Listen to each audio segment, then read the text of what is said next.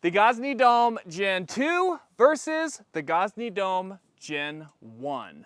Is this really an improvement? Let's find out. Let's start off by comparing the stone sizes.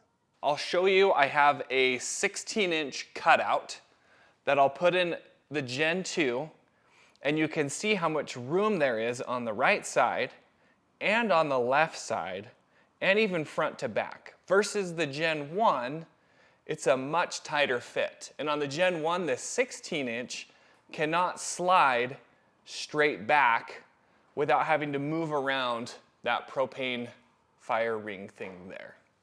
So already we can see that the Gen 2 is a much bigger cooking area. I also have a 12-inch cutout. I can show you putting that in. You can see there's a lot more room in the Gen 2 than the Gen 1.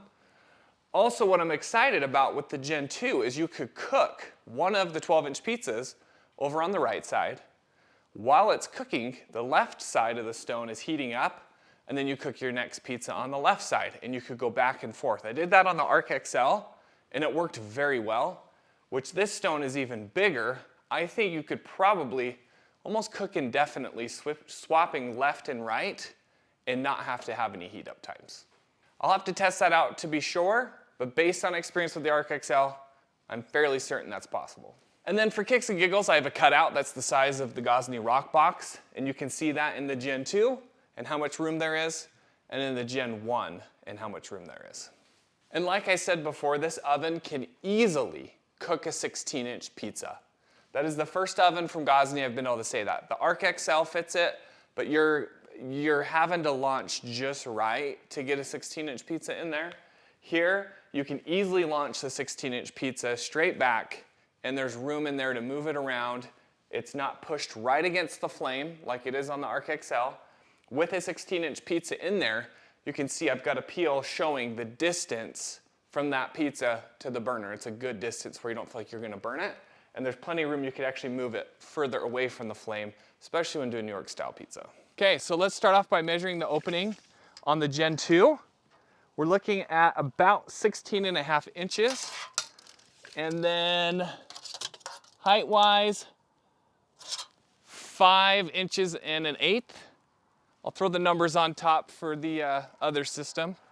On the Gen 1, we're looking at 16 inches by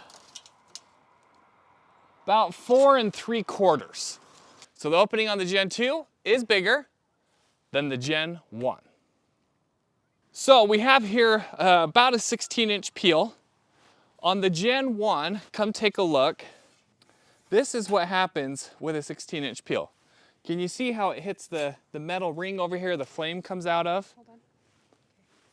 And if I turn and wiggle, it'll come in, but then as you launch, you gotta be really careful as you come out. So it is possible, just not super easy. Also, a 16-inch pizza you'll see is right by the flame, and that actually popped up. That's probably what made it easier, because that is a very tight fit. Here's like a 14-inch-ish one, 14-inch-ish, and it fits pretty easily. Now onto the Gen 2. We got our 16-inch, goes right in, and as you can see, we've got some good, come over here, we've got some good distance between here. Okay, move your arm because it's... Between there and the burner, the peel and the burner. We've got some good distance there. The 14-inch peel fits easily in there. Now let's talk about the temperature gauges. Come on in here to the Gen 1. The temperature gauge you have here will show the temperature of a probe back in the oven. The very back there, you can see a probe. So right there above the word Gozney is the probe, okay? And it's coming over to this display and showing what temperature the ambient temp is in there. And this thing comes out, you gotta replace it with a battery, plug it in. That's our Gen 1. Now let's move on to Gen 2. Let's get this out of the way just for now. Here is our display for the Gen 2. It's got an on button, It's got an ambient temperature, so you can see in the back above the Gozney. There's the probe there. We also have a stone temp, which is much like the Arc XL. It's underneath the stone. So it takes a lot longer to heat up, but it's showing you the temperature under the stone. So now you're getting two readouts, both of those readouts at the same time. You can toggle between which one you want to have displayed as the bigger one. You've got a timer on here you can set so you remember how long you've been cooking your pizza or other items for. You can change between Celsius and Fahrenheit. Said that backward, but it works out. This thing pops out completely, no strings attached. It's got a battery that pops out. Came with two of them, so you can have one charging, ready, standby. And these same batteries work for the wood burning control unit that you can buy to add to this. On here on the back, you can change the brightness setting. Let's turn it back on. You can go through and change the brightness setting. Don't know if that's showing up or not. I got some B-roll that will show it. So the display here, huge upgrade. And the thermometers, huge upgrade. I'd still recommend using an IR gun right before you launch, because I have had it where it says it was like 850 and I launched it and it kind of burned, and when I took a IR gun to it, it was actually like 900. So something to be aware of. It's got some probes here you can plug in and put into some meat if you're cooking some meat. This next part is a part I'm a little bit on the fence about. Come over here and take a look. With the Gen 1, you have back here, spot here, you can scrape all the ash and then pull out from here all your ash and go dump it in the garbage, put it back, good as new. And on this one, if you were gonna smoke meat and whatever, you could use this to adjust the airflow a bit. On the Gen 1. Gen 2. Oh. Gen 2, yes. On the Gen 2, there is no clean out. Okay, hold on. Over there, there's a little grate. There's air that can come up through there if you have the wood control kit, that's additional. Over here on the side, where you would have the ash clean out, there's a little plastic cover I left in the garage. But this is where the air control goes up. I wish, part of me wishes they would have kept that, because for me that was way easier. What I've had to do in the beginning was I grabbed a shop vac and vacuumed it all out, and then took out the wood grate and then kind of wiped it out, or got a leaf blower and blew it out, which I don't love having to do that. More recently, what I've done is I've pulled the whole wood grate out with the ash on it and dumped it out, and then took a washcloth and wiped it out. I could have got my leaf blower and blew it out because it got most of it. So that wasn't too bad. So that's why I'm a little torn on the design, because I'm really used to the old way. The new way doesn't seem as efficient, but it still kind of works. Now let's take a look at the ignition knobs. Come over here to the Gen 1. On the knob here, when we're on low, that's high. You can see that's high. Look how easy it is when I twist just to go past and almost like turn it off. It's really annoying, it just blows right past. The Gen 2 knob, on the Gen 2 knob, this is low, that's high. It will go past, but not as easily. If you push in slightly, it will, but if you just twist, it's a hard stop. With the Gen 2, it already comes with a longer flue compared to the Gen 1, which if you like to use the arch, it's supposed to be used with the flue. You actually have to buy them together. It does lower the heat up times though, I noticed in a test. I have a separate video for that. But this one already comes with it, so that's a big benefit. When you buy the arch, you can buy just the arch, which was a gripe I had before that you had to buy them together. So does that mean this takes longer to warm up?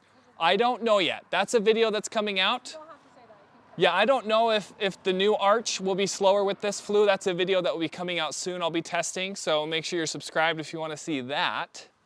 But that's a nice little upgrade. The Gen 1 had a little spot for steam injection, which the Gen 2 does not. I didn't do a lot of baking in it, so I don't know how much, if that helped at all. The Gen 1 versus Gen 2, come over here like we saw earlier. So the Gen 1 has this burner, this big circle burner, that takes up a lot of the stone. I mean, the stone's useless there and toward the back. Gen 2. Now on the Gen 2, they implemented the same burner as they did on the Arc and the Arc XL. That stone is almost all usable. There's only a little bit of dead spots here and there, but way more room for cooking. Now let's talk about heat up times. This is one of my favorite tests, is to see how long a pizza oven takes to get up to temp. Because I've had a few that take a very long time and I hate them. So let's compare the numbers. I've got a graph here I'll pull up. The numbers we're looking at are 850, 950, and 1,000. So the Gen 1 gets to 850 in 40 minutes. Gen 2 gets there in 49 minutes. So the Gen 2 is a little slower. The Gen 1 gets to 950 in 68 minutes. Gen 2 gets there in 80 minutes. Here's the interesting one, is 1,000 degrees. When I did the test on the Dome Gen 1, it never got there, but it was like 995. It got close, but it took a long time. The Gen 2 got to 1,000 degrees in 109 minutes. So as you can see on the graph there, the Gen 1 kind of plateaus, but the Gen 2 continues up a little higher for some reason.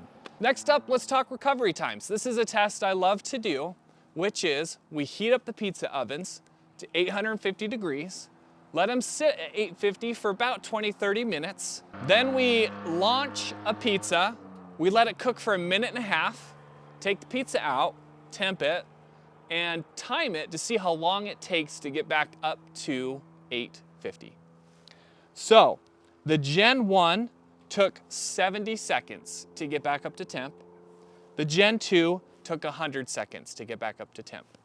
So I don't know if it's the burner or just the sheer amount of room in the oven, but it is a little bit slower.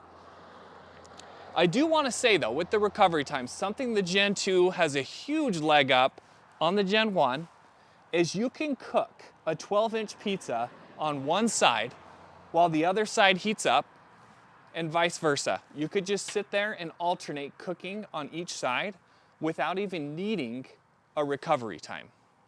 So the recovery time is more if you're going to do a 16-inch pizza or two 12-inch pizzas at the same time. But what I love is, like I said, just cooking one 12-inch and just alternating which side you put it on, and you could just crank out pizzas all night long.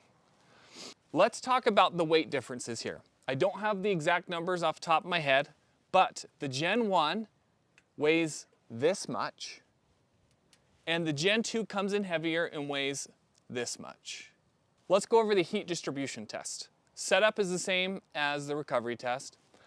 Gets to 850, we launch a pizza, keep it on full blast, and we don't touch it for a minute and a half. We don't rotate it or anything. I want to see the hot spots of the oven. The Gen 1, you can see, has a really hot spot over on the left, and then around the back, it's browned, it's got good browning, and a little bit around the front, but definitely that bottom right quarter isn't getting much heat. Now let's take a look at the Gen 2. This is a 16-inch pizza. A lot of burning on the side, which we would see. Good amount of cooking around the back, but it's really like the front 2/3 that doesn't get as much heat. So the Gen 2 is doing a good job trapping that heat toward the back. That could have to do with it being a 16-inch pizza being closer to the back though. Now let's look at a 12-inch pizza. This thing's burned all along the side, around the back. And it just, I mean, I'll throw a comparison between Gen 1 and Gen 2.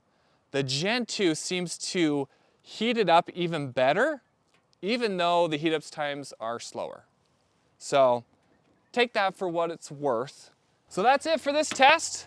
Pretty soon I'll be having a Uni Coda Max versus the Gozney Dome Gen 2. Uni was nice enough to send me a pizza oven to review, so make sure you're subscribed if you want to see some awesome reviews on that. If you guys have any questions about either of these pizza ovens, please let me know.